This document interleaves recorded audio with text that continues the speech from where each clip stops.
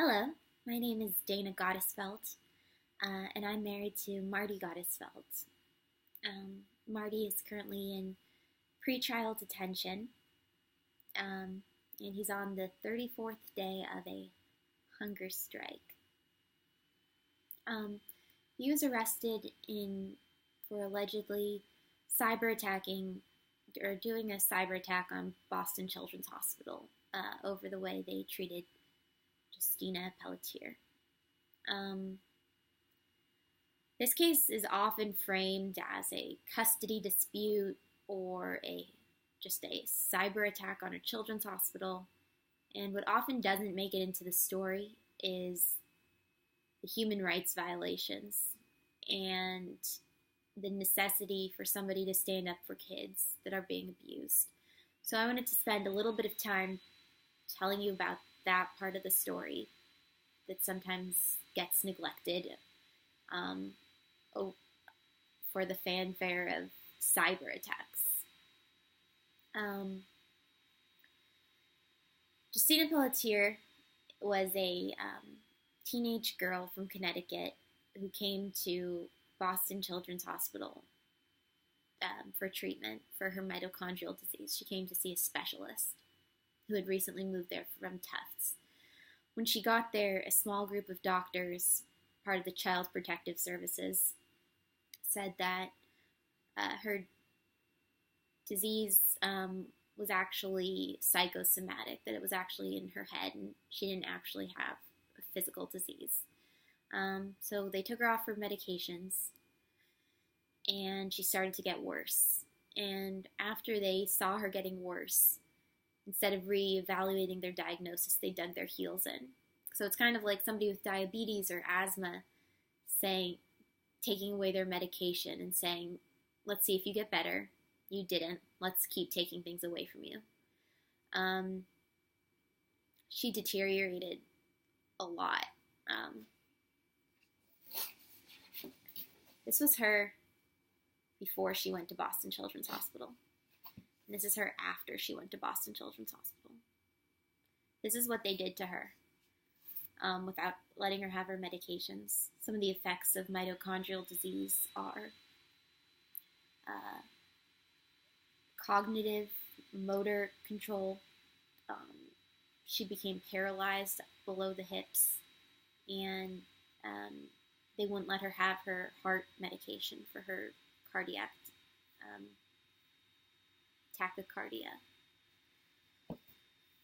They left her in pain constantly.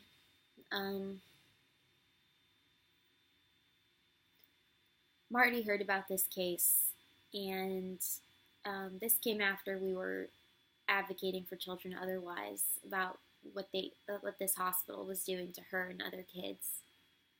And it really struck a chord.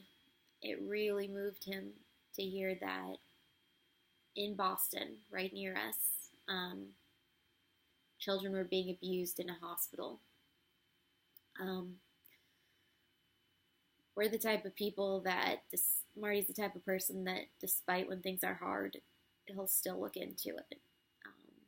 And it really took a toll on him to know that this is what we were doing to kids in our city in 2016. It was really upsetting for him. I would sit next to him and just watch him cry. That this was happening to kids. It's so painful that this is our society, this is what we do, and we ask for help from the government or from the courts. They just kept her there, and they continue to operate, and people can't do anything. Marty is a human rights advocate, and he was fighting for children's rights before Justina, and he continues to fight after Justina. Justina was the highest profile case, and that's what they want to bring the charges on, but Marty has been fighting for a long time. It started mostly he doesn't know the kids that he's fighting for. He just knows that when a child is in pain and they ask for help, that he has to help.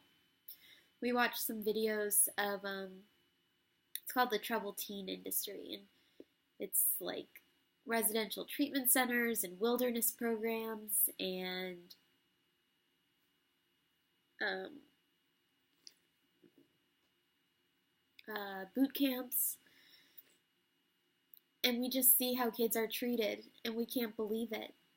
We just couldn't believe it. We watched a documentary called Who's Watching the Kids, and it's about an industry based on marketing materials where they take kids and don't face any federal or state regulation, and they're just allowed to traumatize kids. They're allowed to physically abuse them and put them in solitary confinement and feed them terrible food and not let them talk to anybody on the outside. And it's so, like, we didn't even believe it was happening, other than there's like actual video and actual survivors that come out. It's happening, whether we like it or not, whether we choose to acknowledge it or not, it's happening.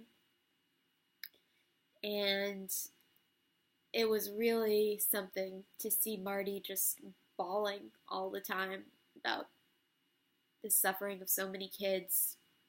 And like, for me, it wasn't so dramatic because I was able to just say, this isn't happening.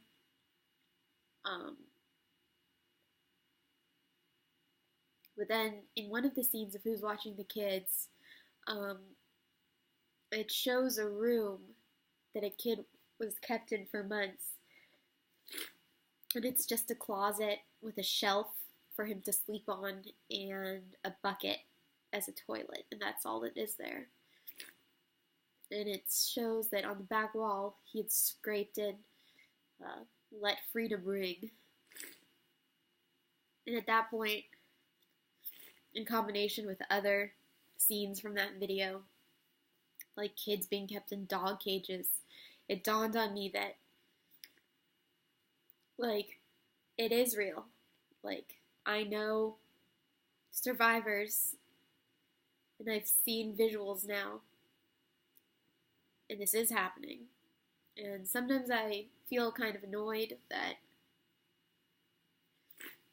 Marty is in this situation, and I maybe like am not into the strike or just like want it all to stop, and then I remember what he's fighting for. All of the kids that have been suffering. Like, we watched the Government Accountability Office and a report in front of Congress, and they talk about kids who like tried to commit suicide and then weren't taken to a hospital. They were allowed to be beaten by the counselors there. They were put face down in an anthill and weren't allowed to brush the ants off themselves. When they ask for help after going on really long hikes and say, I need a break, counselors keep pushing them and tell them they're faking. And in all those cases I just described, the kids died. And nobody ever goes to jail. There's no repercussions. This industry defies logic. It's been before Congress. It's a known issue. But nothing gets done. And kids are suffering. And that's why Marty feels the imperative that he has to act now. So many lives have been destroyed, either by kids being killed or by lifelong trauma that they never get over because of how damaging their time there was. And that gives me strength. That reminds me that he has to do this. That we need some kind of change in this country to help kids. And I wish it didn't have to be him to do it, but it has to be done.